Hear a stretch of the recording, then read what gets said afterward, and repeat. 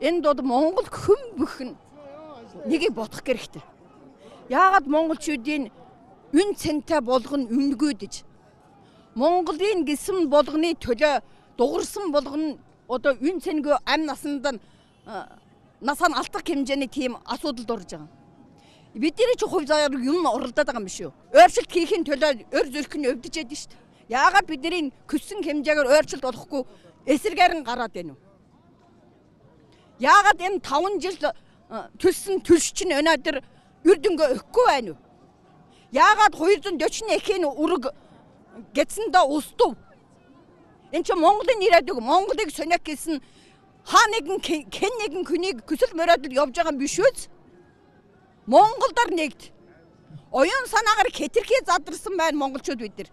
Энэ Монгол улс чинь дэлхийн хэмжээний төөхтэй улсууд. Ард том нь цөөхөн, газар нутг нь том, боловч бидний төөх том. Тэгтээ том гэж бид нар тийм чайжид дэлгэхтэй биш.